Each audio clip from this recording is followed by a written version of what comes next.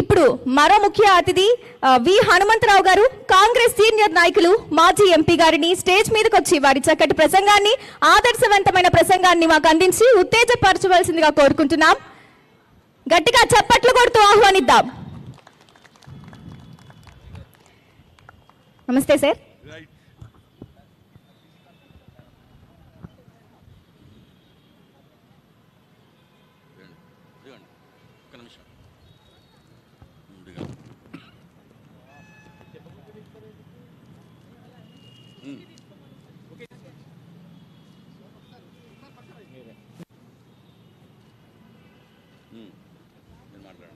Right. IT minister గారు శ్రీధర్ బాబు గారు ఈనాటి స్వతంత్ర టీవీకి 3 ఏళ్లు గడిపే సమయంలో కృష్ణప్రసాద్ గారి ఆధ్వర్యంలో వారు ఈ కార్యక్రమానికి పిలిచినందుకు నా హృదయపూర్వక ధన్యవాదాలు. మా శ్రీధర్ బాబు చాలా చక్కగా చెప్పిండు. ఎందుకంటే పత్రికలు టీవీ అంటే ఆ రోజులలో స్వాతంత్రం రానప్పుడు ఇది ఊరూరికి కాగితాల మీద పంపించి దేశ స్వాతంత్రం తెచ్చినటువంటి ఈ 4వ కంబ ఏదైతుందో అది స్వేచ్ఛ మీడియా. ఈ మీడియా చాలా బాగా పనిచేయాలి అనేది నా ఉద్దేశం. ఎందుకంటే ఇది 3 ఏళ్ళు గడుపుకొని 4వ ఏళ్ళలో పోతుంది కనుక వారికి నాది ఒక్కటే రిక్వెస్ట్. ఎందుకంటే మేము రాజకీయ నాయకులం, ఏదంటే మీరు రాసేస్తే ప్రజలు కూడా నమ్మరురా బాబు. కొన్ని టీవీలు ఉన్నాయి, కొన్ని టీవీలు కాదు, సోషల్ మీడియాలో ఒకరు తలకాయ తీసి ఇంకొక తలకాయకి పెడుతున్నారు. ఇది ఎక్కడ పంచాయతీరా బాబు? నా తలకాయ తీసి ఇంకోళ్ళకి పెట్టేస్తారు, దాని మీద ఒక స్టోరీ. కానీ స్వతంత్ర టీవీ అనేది వాస్తవాలు, ప్రభుత్వం చేసే మంచి పనులు కూడా మీరు ప్రజలకు చెప్పాలి. అదేవిధంగా కింది స్థాయిలో ఏ పేదవాడు అన్యాయం జరిగితే వాన్ సంగతి కూడా మా దృష్టికి తీసుకొస్తే మీరు మీడియాలో చూడొస్తే దాన్ని మంత్రులు కూడా ఆలోచన చేస్తారు. కానీ కొన్ని ఏది సోషల్ మీడియాలో వాళ్ళకి ఏది వస్తే అది రాసేస్తున్నారు. దాని మీద మేము క్లారిఫికేషన్, రెండోడు వస్తాడు తెల్లారి వచ్చి అన్నా హనుమంతన్న నేను తిట్టిండు నువ్వేమంటావే? ఇది ఎక్కడ పంచాయతీరా బాబు? తిట్టిండు వాడు నన్ను అడగటానికి వస్తాడు, నువ్వు అన్య పోయి అడుగురా. ఇదో కొత్త సబ్జెక్ట్ అయిపోయింది. ఈ నిజంగా చెప్పాలంటే ఇవాళ మహిళలు, ఒకప్పుడు మహిళ అంటే తల్లిలాగా అక్కలాగా పూజించే సాంప్రదాయం మనది. కానీ ఇవాళ వాళ్ళలో కూడా మార్పు వచ్చింది. అక్క ఏం చేయాలి నాకు అర్థమవుతుంది. భార్య భర్తను చంపేస్తుంది, భర్త భార్యను చంపుతున్నది. అంతేకాదు బిడ్డ కూడా తల్లిని చంపే కార్యక్రమం వచ్చింది. దీంట్లో కొంత మార్పు రావాలండి. ఏమిటి సమాజం?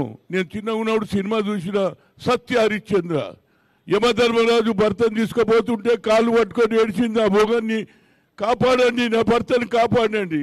ఈ సమాజం ఎక్కడ పోతుందండి? ఏంది ఇది అఘాయిత్యం? ఎందుకు జరుగుతుంది? కనుక దీని మీద మీడియా కూడా సెమినార్లు పెట్టి ఇలాంటి భాష మాట్లాడదు. ఇవాళ ఒక లవ్ అఫేర్ అయిపోయింది. ఇంతకుముందు ఫ్రాక్షన్ మర్డర్స్ ఉంటుండే, ఒకరిని చంపడం, భూములలో తగాదనం, ఆస్తుల తగాదాలు. ఇప్పుడు పెళ్లి తగాదా, లవ్ మర్డర్స్. లవ్ మర్డర్స్ అవుతున్నది. పెళ్లి చేసుకోకుండా మొదలే చెప్పు తల్లిదండ్రులకు, నేను పలానోని లవ్ చేసినా, నేను అతన్నే చేసుకుంటాను. పెళ్లి చేసుకుంటారు, ఆఖరుకు భార్యనే స్కెచ్ చేస్తుంది మొగ్గని చంపాలని. ఏం న్యాయం అమ్మా ఇది? నిజంగా నాకు చాలా బాధ ఇస్తుంది. నేను అందుగురించే శ్రీధర్ బాబు గారిని చెబుతున్నా, ఇవాళ హైటెక్ సిటీలో ఒకే రూమ్లో మగవాడు ఆడవాడు ఎట్లుంటాడండి? శ్రీధర్ బాబు గారు దీని మీద నేను దయచేసి రిక్వెస్ట్ చేస్తున్నా. మన సాంప్రదాయం అది కాదు. మహిళా హాస్టళ్ళు సెపరేటు, మగవాళ్ళ హాస్టళ్ళు సెపరేట్ ఉంటుంది. కానీ ఈ జాయింట్గా పోతే దీనివల్లని కూడా అనార్థాలు అవుతుంది, లవ్ అవుతుంది. గతంలో తల్లిదండ్రులు చేసిన పెళ్లిలే చేసుకునేవారు. ఇవాళ రేపు సమాజంలో మార్పు వస్తే చేసుకోమను, కానీ పెళ్లి చేసుకునేప్పుడు చెప్పవు. పెళ్లి అయినాక భర్తను ఎట్లా చెప్పాలని స్కెచ్ చేసి ఆమెనే చెప్తుంది భర్తను ఎట్లా చంపాలని. ఈ సాంప్రదాయాన్ని, దీన్ని స్వతంత్ర టీవీ తప్పనిసరిగా ఇది తప్పు అని చెప్పడానికి కొన్ని సెమినార్లు పెట్టి ప్రజలకు చెప్పాలి. ప్రజలు ఏమనుకుంటున్నారా? ఇది ఏం కల్చర్? నేను 50 ఏళ్ళ నుంచి ఉన్న రాజకీయంలో ఈ సాంప్రదాయం నేను ఎప్పుడు చూడలేదమ్మా. ఆనాడు 18th సెంచరీలో మహాత్మా సావిత్రి పూలే సావిత్రిబాయికి చదువు నేర్పించి స్కూల్ పెట్టారు, సమాజంలో మార్పు తెచ్చారు. ఆలుబొగల అనుబంధం ఉండే పిల్లల ముందే భర్త చంపేస్తే బిడ్డ కూడా అదే చేస్తుందా లేదా? బిడ్డ కూడా అంటే నేను కూడా నా మొగని చంపాలని అంటది కదా. కనుక దీని మీద కొంత స్వతంత్ర మీడియా కొద్దిగా మీరు పని తీసుకొని దానికి తప్పనిసరిగా మా శ్రీధర్ బాబు సపోర్ట్ ఉంటుంది. మంచి చూపించున్నా భయ్. నేను చిన్నగా ఉన్నప్పుడు పాటలు ఇంటి ఇప్పటిదానికి ఈయన ముద్ద అవుతుంది. లేవవా కూసుంటావా పడుకు ఇదేం పాటలు రా బాబు.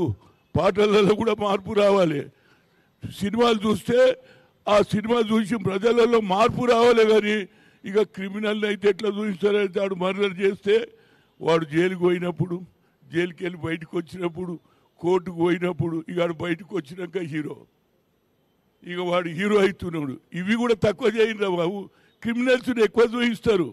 కనుక ఈ క్రిమినల్స్ కానీ చెడు సాంప్రదాయాన్ని స్వతంత్ర టీవీ మా మిత్రుడు తప్పనిసరిగా కొద్దిగా శ్రద్ధ తీసుకొని ఒకరు మొదలు పెడితే అందరు పెడతారు. కాంపిటీషన్ పెరుగుతుంది.